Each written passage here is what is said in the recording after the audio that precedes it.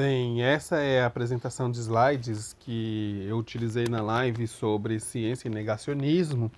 Eu busquei apresentar aspectos que são utilizados pelos negacionistas, que são os aspectos numéricos, quantitativos, para poder validar as suas conspirações, as suas teorias, os seus achismos, e aí eles buscam apoio nos números para poder justificar as suas compreensões, as suas interpretações que são distorcidas de mundo, são distorcidas porque vão na contramão daquilo que os cientistas, que a ciência vem construindo no decorrer do tempo. Eu chamei isso de quando os números mentem.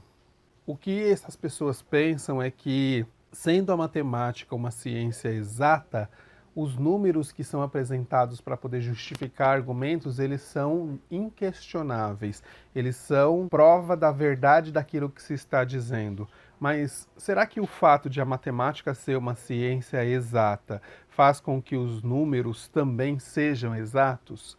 E aí a gente vai buscar uma resposta dentro do campo da estatística, que é a ciência que vai tratar dos dados e das informações numéricas quantitativas que são colhidas a partir de determinadas circunstâncias que são científicas, mas que podem ter interpretações subjetivas, interpretações que dependem de cada sujeito. O Benjamin Disraeli, que era um político conservador britânico, ele disse certa vez que há 3 espécies de mentiras. Mentiras descaradas e estatísticas.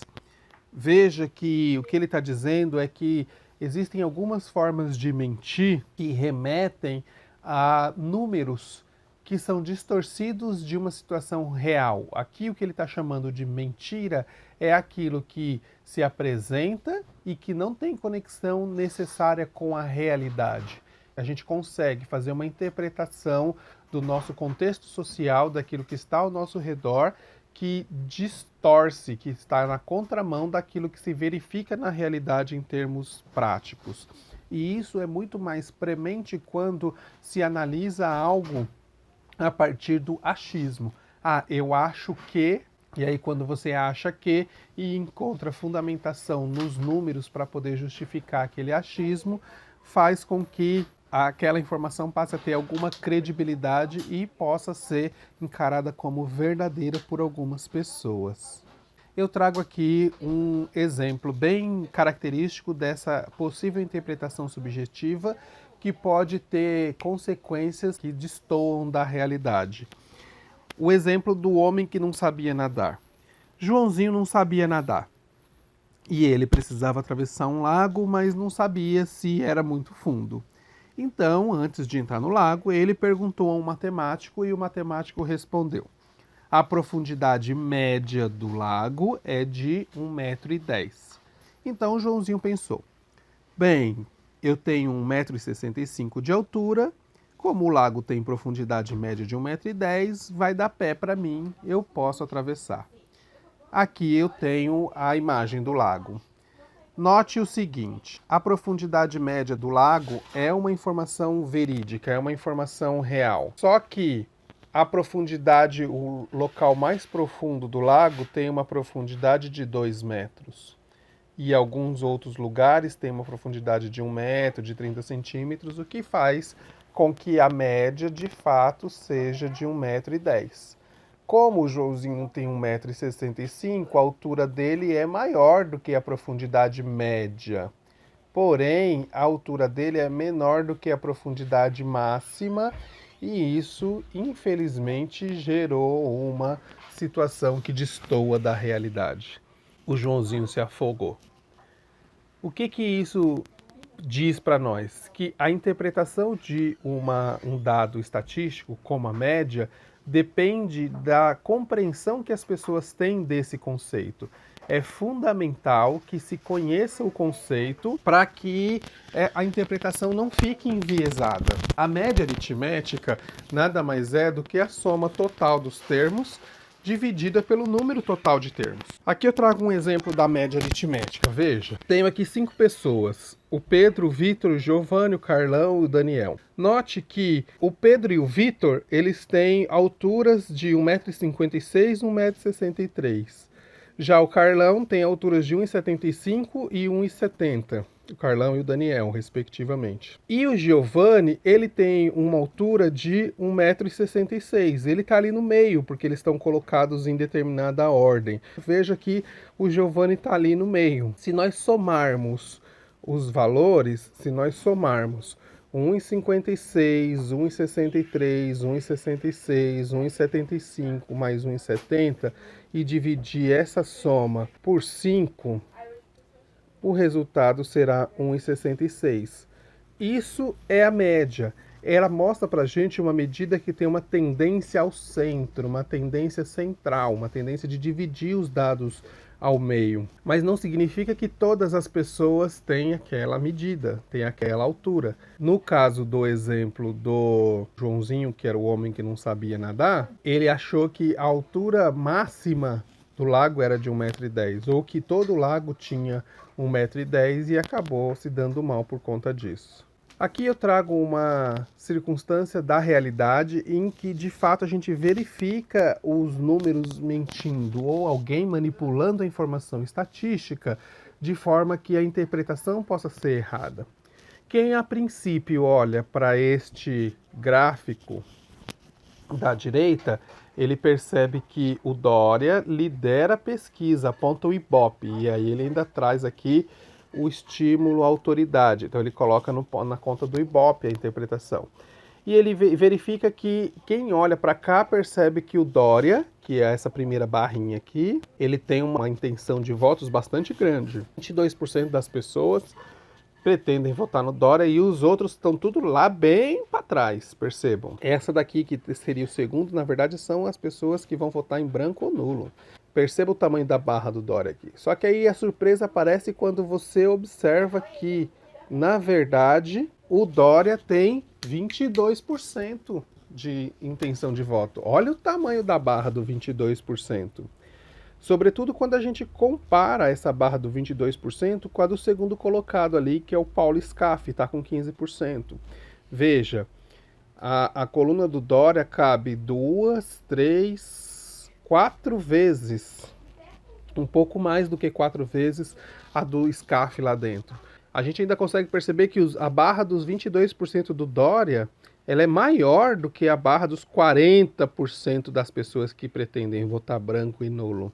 E, em outras palavras, a informação aí, ela é visualmente incorreta, tendenciosa, ela quer levar as pessoas a uma conclusão que é falsa, que não se verifica na verdade, justamente porque mostra uma informação visual, uma barra que é muito maior do que as outras, dando uma impressão de que o candidato está muito à frente de qualquer outro componente da pesquisa eleitoral, o que não é verdade. Aí a gente vem aqui para esse segundo gráfico que eu apresento para vocês. Veja que nesse gráfico ele está falando sobre em quem você não votaria de jeito nenhum, ou seja, sobre rejeição. E eu vou fazer uma análise específica do Haddad e do Bolsonaro.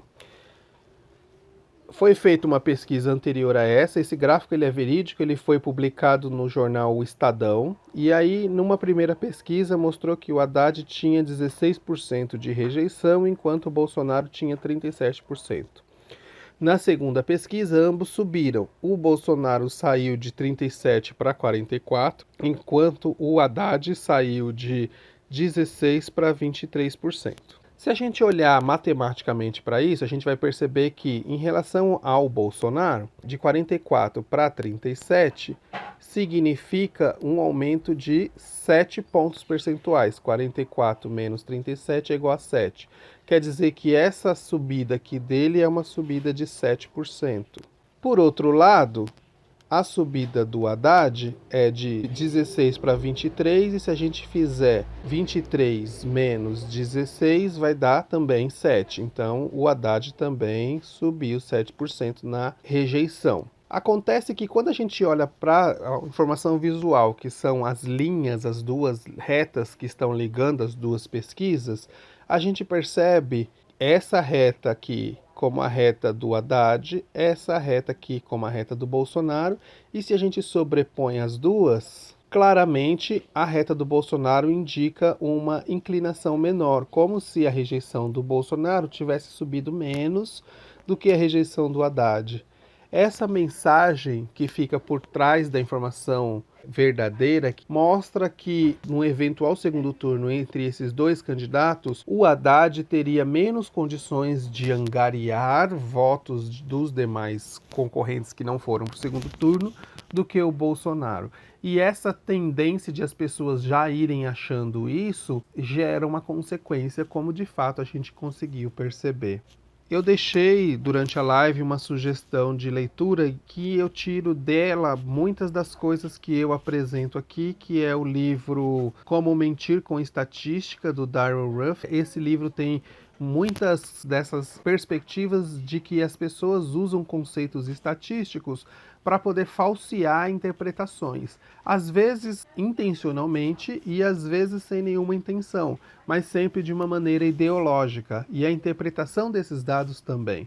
Então eu estou apresentando na sequência alguns conceitos científicos que são utilizados pelos negacionistas para poder reforçar, para poder dar um ar de veracidade para suas conspirações, para suas teorias. Veja onde reside o viés. As ideias de mentira e verdade na estatística, elas estão relacionadas em alguma medida à interpretação do sujeito que vai olhar para aqueles dados, aos objetivos explícitos ou aqueles que são subconscientes do pesquisador, do autor da pesquisa e do intérprete, e a metodologia de pesquisa que é utilizada. Tudo isso dá fundamentação para um possível tratamento enviesado dos dados quantitativos. Aqui eu trago algumas palavras do Bakhtin. Nossas práticas discursivas não são neutras e envolvem escolhas, intencionais ou não, que são ideológicas e políticas, atravessadas por relações de poder que provocam diferentes efeitos no mundo social. Com isso, Bakhtin está dizendo que aquilo que leva as pessoas a fazerem interpretação está profundamente impregnado da realidade social desse sujeito. O sujeito vai analisar os dados numéricos a partir de uma realidade que ele conhece. E se ele não conhece uma realidade que é a mesma realidade do pesquisador ou do autor do levantamento de dados, a interpretação dele tende a ser enviesada, tende a ter o viés daquilo que ele quer atribuir aos números. É por isso que esses aspectos dos objetivos do pesquisador, do autor da pesquisa e a metodologia que ele utiliza devem ser sempre apresentados. A amostra que ele utiliza deve ser sempre citada para se poder chegar a uma conclusão que não seja uma conclusão enviesada. Eu só consigo chegar à confiabilidade da informação sobre a amostra, sobre a média, se eu conhecer as características daquilo que a pessoa que está apresentando esses dados propõe. Eu trouxe aqui alguns exemplos. Então, a amostra com uma tendência. O que é a amostra? A ideia de amostra na estatística é bastante simples e é bastante aceita pela comunidade científica. Veja, a ideia de amostra gira em torno de: se eu preciso analisar uma população inteira, está aqui representada nessa figura aí, e eu não tenho condições de analisar toda a população, então eu posso selecionar uma amostra, um pedaço dessa população e analisar essa amostra. As características da amostra serão similares às características da população. Isso se essa amostra tiver as mesmas características da população. Um exemplo que eu sempre dou para poder esclarecer é o seguinte: imagina aqui um caldeirão de sopa. Meu desenho está ótimo, vocês me perdoam a princípio, tá? Então tem aí um caldeirão. O caldeirão está cheio de sopa e eu preciso provar se a quantidade de sal da sopa está boa. Não é verdade que eu preciso tomar toda a sopa para saber se a quantidade de sal está boa.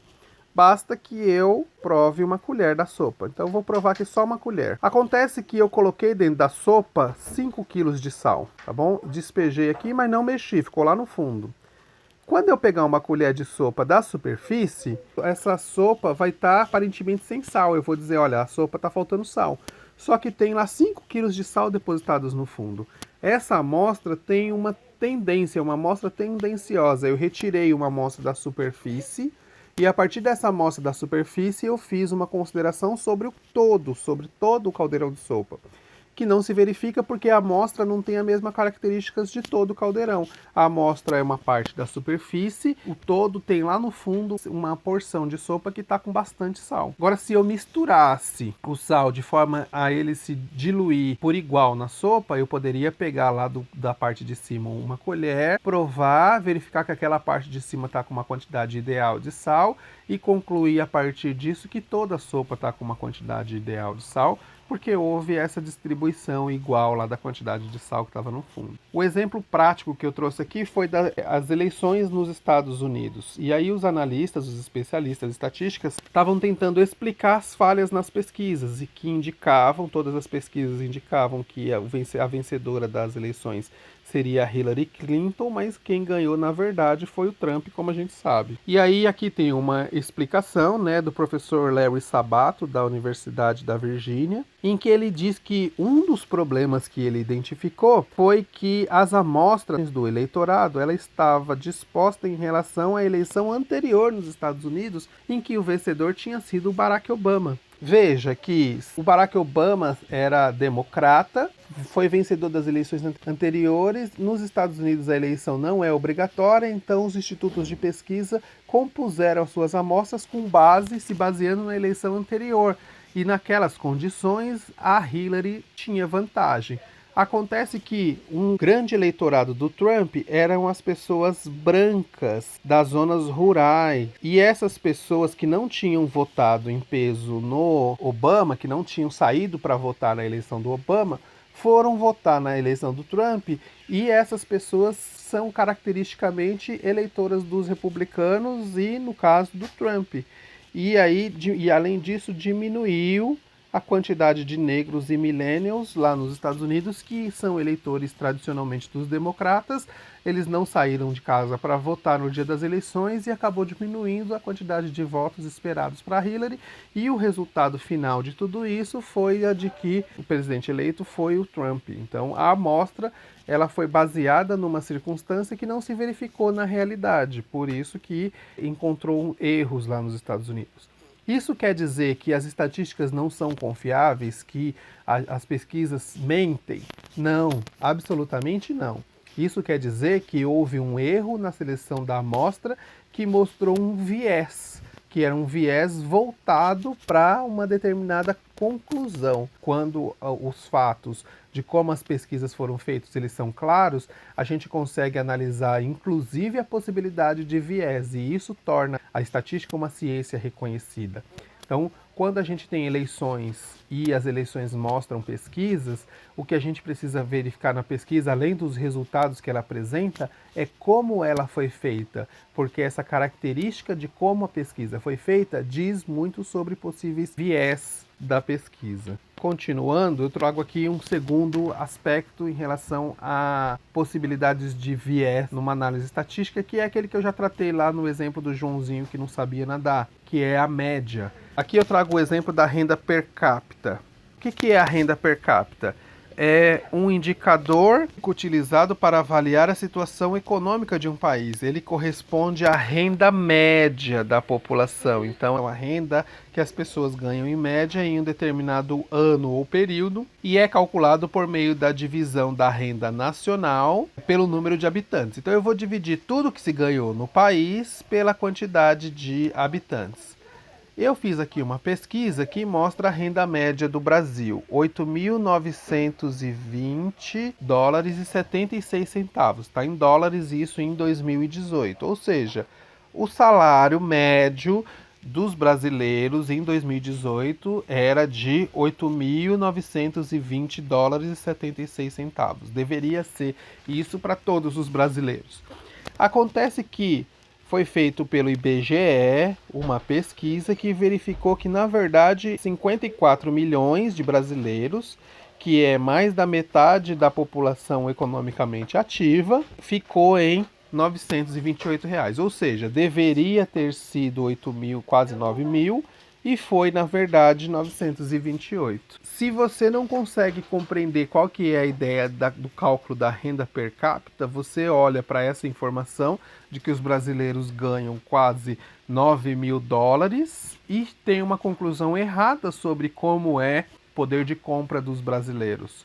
Quando, por outro lado, você compara as duas informações, você chega a uma conclusão fatídica de que no Brasil nós temos um grande problema de distribuição de renda. Só para salientar que aquele valor 8.920 dólares e 76 centavos, ele está em dólares. E se a gente for fazer uma conversão para reais, considerando uma cotação atual do real aí em torno de R$ 5, corresponde a R$ 44.603,80.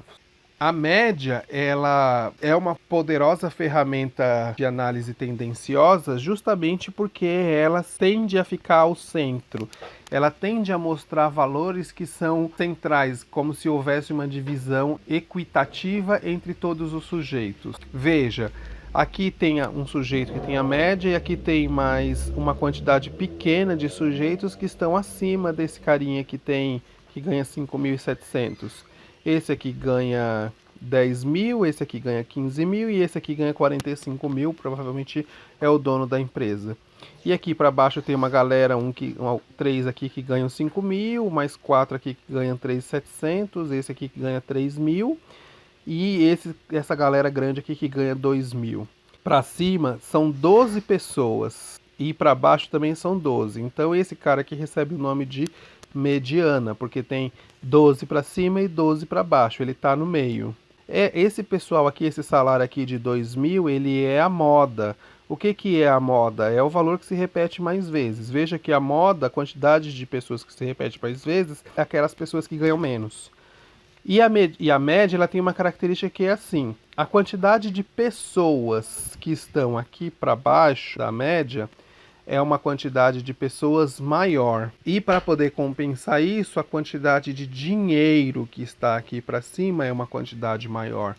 Então, para cima eu coloco mais dinheiro, para baixo eu coloco mais pessoas. O que fica ali no centro é justamente a média. Por isso que a média pode ter um viés bastante significativo em análises econômicas, porque ela pode representar onde tem mais pessoas e onde tem mais dinheiro.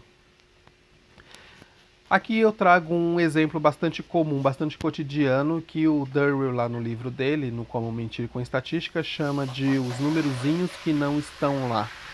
Ele fala o seguinte: os cremes dentais, eles costumam utilizar em suas propagandas a característica de que o creme dental ele é mais usado, ele é mais recomendado pelos dentistas do mundo. Veja que a Oral-B aqui nas letrinhas miúdas, nas letrinhas pequenas, está dizendo que essa informação ela é baseada em entrevistas com dentistas de todas as regiões do mundo. Mas não diz como foi feita essa pesquisa, nem quem são esses dentistas, mas chega à conclusão de que a Oral-B é a marca mais usada pelos dentistas do mundo. Já a Sensodyne diz aqui em inglês, já que é uma marca que é internacional, que 9 em cada 10 dentistas recomendam o uso de Sensodyne. Aqui a gente já poderia ter uma informação, uma interpretação, uma conclusão que fosse enviesada. Eu poderia defender com unhas e dentes de que muitos dentistas eles usam Oral-B e recomendam que os seus pacientes usem Sensodyne.